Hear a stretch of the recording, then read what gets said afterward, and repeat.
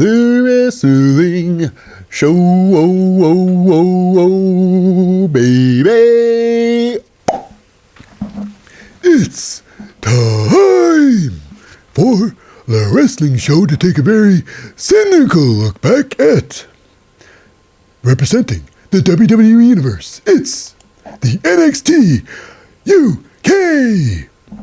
This is February 24th, 2022 episode of NXT 2.0.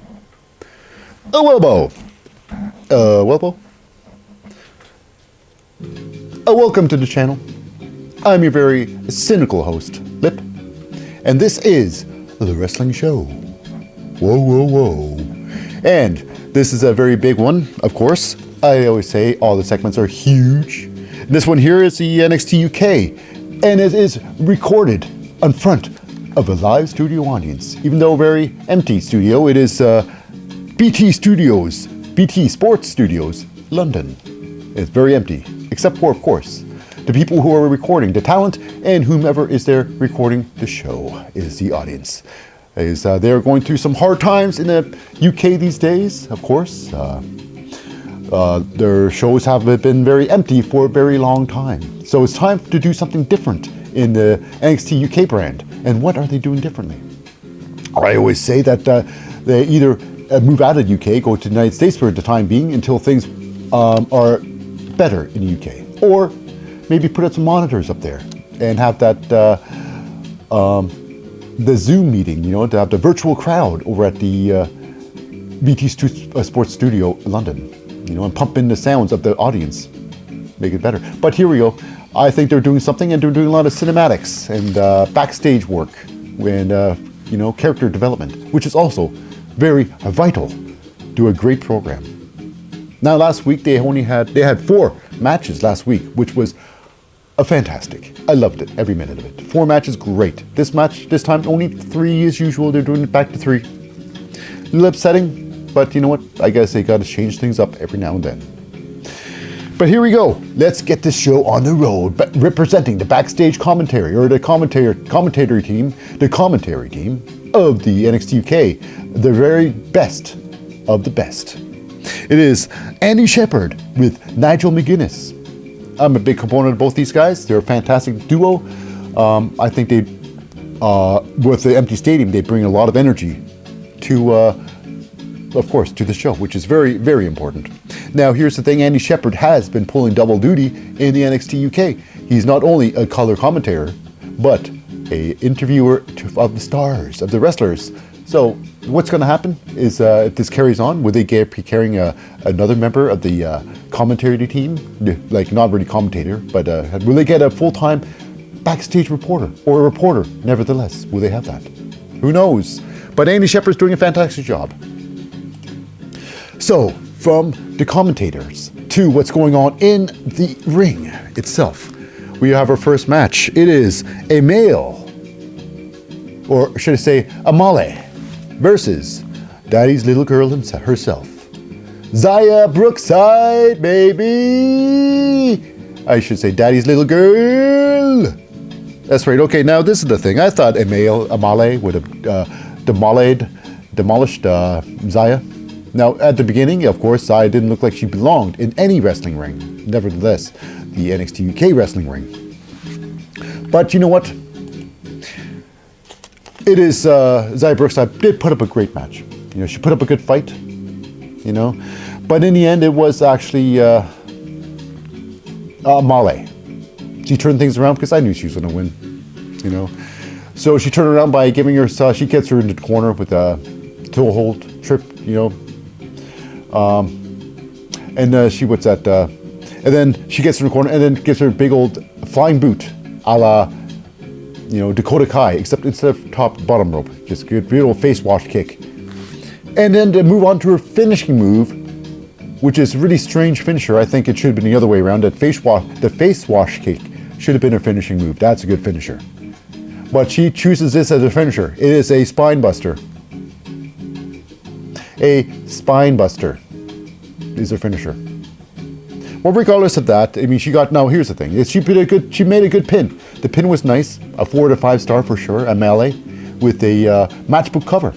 Now, what would have made it a 5-star pin for me is if Amale put her hands on Xia's shoulders, pushing her down, rather than putting her hands on the mat. That would have been a more convincing pin. Now, here's my huge complaints over the women's wrestling in NXT UK. Now, it is riveting. It is a lot of emotion. It is a lot of ground and pound. It is grind work. It is, strong style. But here's the thing. It seems like they only have like one trainer for everybody, and they're training everybody at once. It's like a whole bunch of different bands playing the same song, at different times. They're playing the same song, cover song. It might sound a little bit different, but it's basically, it's the same song. So this is what it's like this, they all have the same style of fighting. There's no individual in the women's other than their actual look, their presence and their names. Other than that, the women all have a similar style of fighting. Others do it more successfully than others. But regardless, there's, like, compared to the men's division in the NXT UK or anywhere, they're not only do they invent a character, but they have a style. A lot of them, the successful ones have a good style, how they do things. But regardless, now this is, of course, I do love NXT UK, and this is a very cynical review of this NXT UK. And that's what I think. I think this is still growing, can be much bigger, much better. But regardless, this is great. It was a great match. Amale with a big win. Xia Brookside, I'm pretty sure she's going to blame something on somebody and tell her dad all about it. Tell her dad all about it, and she's going to take her out and give her shoe shopping. She's going to take her shoe shopping to forget all about this pain of losing again. Will Xia Brookside ever win? Or does it really matter if she wins or not? Because her daddy's there to hold her hand when she falls. So next up we go backstage with my favorite two. Of course, it is Noam Dar and Shaw Samuels. They're a fantastic duo. Versus the not so good Gallus boys. They're meeting up at backstage. All about the Gallus boys. All their thing, they think they're cool and stuff, but they're really not. They think they're cool, stealing Noam Dar's trophy, locking them, Noam and Shaw Samuels, in their room while these dummies, the Gallus boys on bottom, take over the show. So here's the thing. Instead of Sid Scala doing something about, reprehending such intolerance, he rewards them by giving first Joe Coffey a Heritage Cup match against Noam Dar. Now, is that fair? I think this.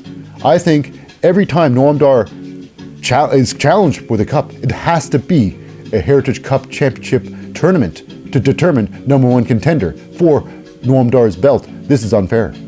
I cannot believe Joe Coffey's got this opportunity to lose to one of the greatest wrestlers in the world.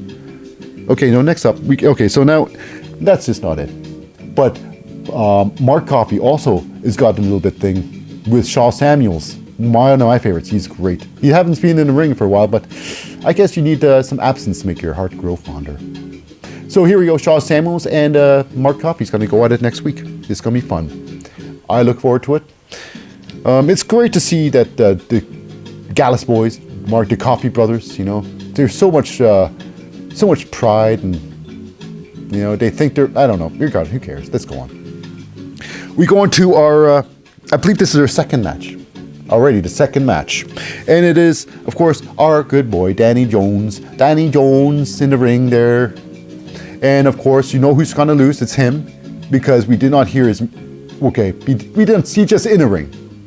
We cut to him. He might have had a song or not, but regardless. And then, because also, it doesn't help when he's fighting against Die Familie. It is Rohan Raja representing. And watching his back would be Charlie Dempsey and Teoman.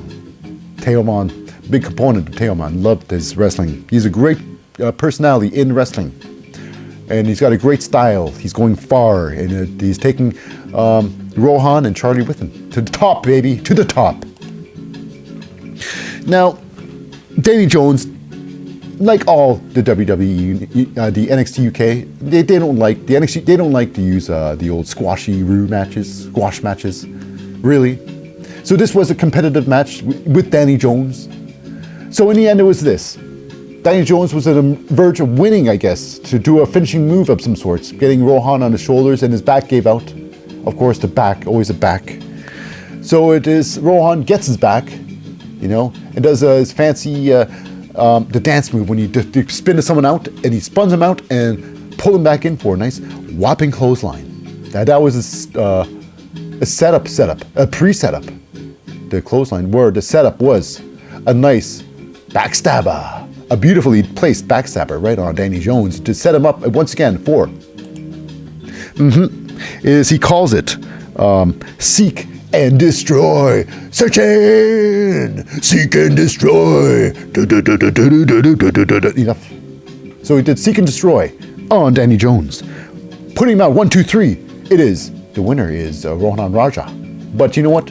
It is Teoman who decides when it's over, and he decides that Danny Jones needs to be taught a lesson, you know, or it's rather the Die Familie, you know, teaching him a lesson, you know, making a statement, and the statement is more ass kicking. So Rohan did some ass kicking, and then Charlie Dempsey, you know, reluctantly started to lay in the boots. I think he was more trying to dance, doing this weird can, like a tap dance. So it just looked funny. But regardless, they both end up beating up some Danny Jones. Okay, so here's what's going on with the NXT UK now. They got some nice cinematography going on. And this one here, they showed a short story, not even a short story, it's like a segment of sorts. I'm not even sure if it's anything of a story, because the story is this. A dude is driving along in his truck on the back roads of Manchester or something like that. And then he hits something. At least you might think he hit something. He stops. We see a wolf-type creature. But so he stops. He looks in front of the car. He finds a couple of tufts of hair, of fur. He picks up, inspects it a little bit. And then in the background is a wolf-type creature wandering in the background. And that was the segment. What was that? I guess it's a taste of what's to come. If you talk about slow burns, the NXT is all about the slow burn. And this is, who knows what's going to happen? What's it going to be? What's it going to be? Who knows? So now we go, during a commercial break, we got a little confrontation. You know, it is a kid standing there judging, of course, always judging. This time they're judging Die Familie as Teoman, Rohan, and Charlie walk by. But before they can do so, a kid grabs Charlie Dempsey and whips him around, and give him and Teoman didn't take too kindly of that, but Charlie Dempsey can take care of himself. But it's a kid very disappointed in Charlie Dempsey, thinking, I thought better of you. I thought you were better. And, you know, who knows if this is going to set up Charlie Dempsey's moral compass. It better not, because he's better off with Die Familie, because this will take him up to the top, baby, to the top. Next up, we got ourselves Andy Shepherd interviewing, or not really interviewing, but tooting the horn, an ode to Meiko Satomura, Mr. Satomura himself, the NXT UK champion, the man boss, the main boss is Meiko. So now they showed her a little clipping of her, her accomplishments in the UK, and before she can really say any words about, how it doesn't matter. She's going to say some words, and then she's interrupted by the one and only, my personal favorite of all of women wrestling and all of wrestling. It is Madame Isla Dawn. Isla Dawn comes in the ring, and she is, now this is the one thing great about the no audience in the arena right now. It is the fact that they had this whole atmosphere happen all around Isla Dawn. It's all about Isla Dawn here, and I loved every minute of it. So they had looks like a starry sky happening here all around. She comes to the ring and she's looking for something. She's looking for a treasure. The most treasure she's been looking for all the time she's been in here. The greatest treasure of all, which is the NXT UK Women's Championship belt. And Mako's like, you want a championship match? You can just ask. You can just ask for a match. That's all you got to do. But this is what's great about Isla. Damn. She's like, I don't ask for anything. No, I don't. I take what I want. Not in that accent, though. I won't dare do Isla's accent. But she then with a massive head kick, a whap, a wonderful head kick right to the neck of Meiko Satomura. You know, she basically took that belt, caressed it a little bit, but ended up grabbing Meiko's flowers because she was presented flowers by Andy Shepherd. For here's the flowers, good sir, for your being champion. So, you know what? Here's your flowers. I think Isla Dawn was trying to eat the whole thing. It's like, I will digest this like I will your soul. Regardless, this is going to be great. I like Isla Dawn. This is going to be a good match. I hope, maybe. I don't know. I don't think Isla Dawn will beat Meiko Satomura. But I want her to. I want her to be the champion. That would be good for me. I would like that, see her being the best representing. But will she have to prove herself more before this happens? I don't know. But that's me. That's me. Oh, and we go backstage with our buddy Sam Gradwell. Now, the other week he had a haircut, his unwanted haircut by him by our very good friend the cockroacha, Kenny Williams, the human cockroacha. Did the world a favor, including, regardless if he likes to believe it or not, Sam Gradwell. Now, Sam's been growing his 14 hairs on his head for many years now, shaping it so it looks like someone had thrown a playing card directly into his forehead. Wah! It's like 14 hair with some gel spiked it in the air. He was proud of that plank. He called it Mohawk. But it's gone now, and he's being bullied by all his family and everybody. What's he gonna do? Is he gonna get revenge, or is he just gonna give Kenny Williams a hearty handshake and a thank you for what he did? And speaking of that, we go to our main event match, our number 3. It is the World Heavyweight. It is an NXT Tag Team Championship match. It is Mustache Mountain getting challenged by Oliver Carter and Ashton Smith, the winner of the tag team tournament to get here in the first place. Now, I did not have Ashton Smith or Carter to win. You know, I wanted them to win though, but I didn't think it was going to happen. Now, this was in fact a very, very good match. Very good match indeed. This was clinical. This was a tag team at its finest. Rules were bent, never quite broken. Beautifully done. It's hard to see. This is why I love NXT UK so much. But, you know, here's the thing. Until the very end sequence, which I thought was absolutely a smoke show, which was absolutely, the ending of this match would have been, AEW would have been proud of this ending. That's right. This is an all-elite ending, which is very disappointing for the ending this whole show. Because it was such a great match right until the end. And how did it end?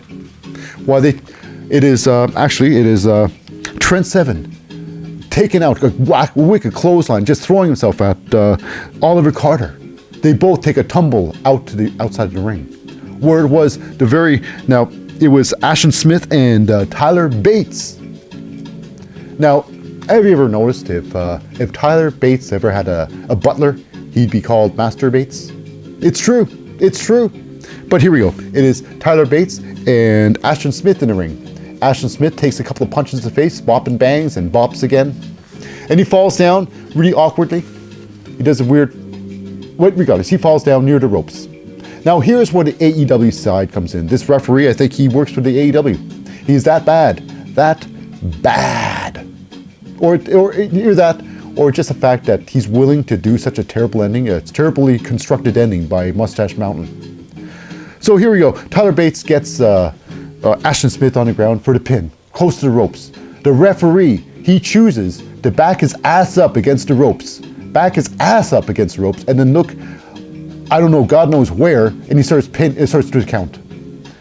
And as soon as he hits number 2, it is now Trent Seven throws Smith's leg off the rope. to make sure that the ref didn't see it, even though the ref was in no position to see it. So basically this whole toss up the ropes thing is pointless. So he would not have seen it. So this is how it should have went. If he was going to do such a dumb thing, if the ref did not see the count, even though this is stupid, the ref does 1, 2, 3, before he looks up to see, to make the winner, and before he sees the leg, Trent Seven would have pulled the leg off after the 3 count, which make the Mustache Mountain an even bigger jackasses. Cheaters. Huh? I think that would have been much better ending. But no. They could have, like I say, he could have waited 1 more second longer before he tossed the leg off, which would have made a huge difference in the outcome. But regardless, it is a terrible ending to a fantastic show. The Mustache Mountain, Trent Seven, El Pudjo himself. I thought he was really working on his body. I thought he was sculpting his body because he was doing for a while. But when the Cruiserweight Championship, before it disappeared, I think Trent Seven tried to go to the Cruiserweight division. I guess that was to no avail. Dieting, forget that. I love my Yorkshire pudding. So who knows? I think Ashton Carter and Oliver Smith will be champions soon. They have the look, they have the skill, and they've got the desire. Who knows when they're going to be? But I don't know if it's going to be this year. I don't know if it's going to be this year because Mustache Mountain, like NXT UK, they have long-term belt holders. They will have like 1 or 2 matches a year, which is a shame. But I don't know. It is what it is, and that is the show. That is the NXT UK segment and the end of the wrestling show. Now, if you stuck around to the very end of the show, I just got to say one thing. Thank you very much. You mean a lot to me. You matter. And I'll see you next time on The Wrestling Show.